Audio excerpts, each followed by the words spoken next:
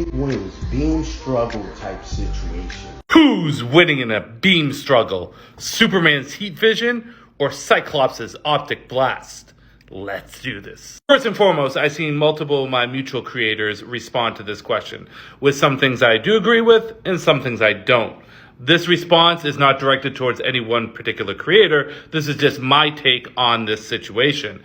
But I'm going to be providing evidence to show why it's Superman, and there's no question at all. Now, there's a litany of reasons why I say Superman wins this beam struggle, but let's start with the big one.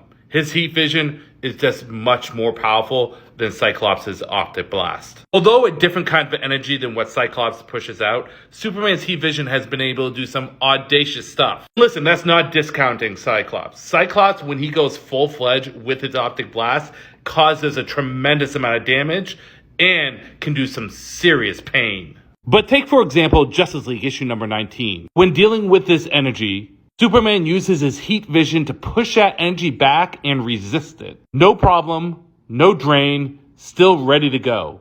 But why is this impressive? As we find out, that energy, that power, was a combination of the powers of all magic.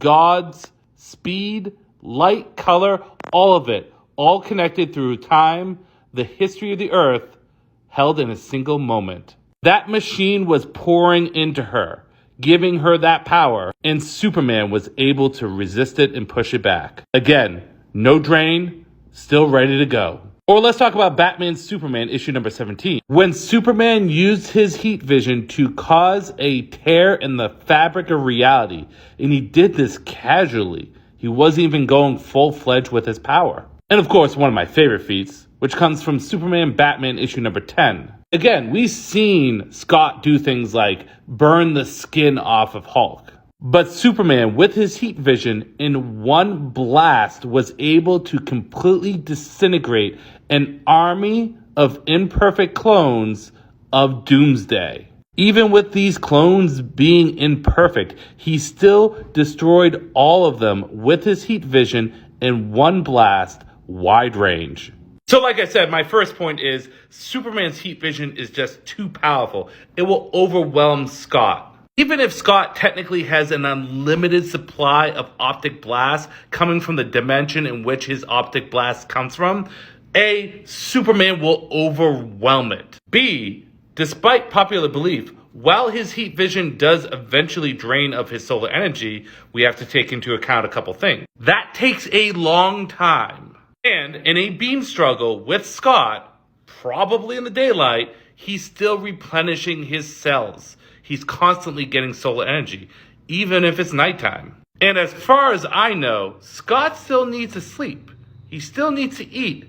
He can still get exhausted, and the guy's got to blink eventually. Well, Superman doesn't really need to do that. He can just stand there and keep shooting that heat vision. What about matching the power of Scott? Let's just say Scott's optic blast is indeed that powerful that Superman needs to output that much energy. We've seen Scott go nova and cause a massive area of damage. Well, like we see in Superman issue number 38, when utilizing his heat vision and then deciding to drain all his power into it, Superman can also go supernova with his solar flare attack, which has caused more damage in more area than Scott's optic blast has ever done. If the two of them decide to go all out and pull that nuclear option, Scott is not surviving this. And these are just a few of the things that Superman can do with his heat vision. Again, this isn't discounting Scott's power that he has, how quick he is, how diverse he is with his powers, how thin he can make that optic blast, or how wide he can. But you have to understand something. Superman has done all that and better. And Superman has more showings in it because Superman has been around longer. He has more appearances across the board. And he's been using that heat vision since before Scott was even sperm.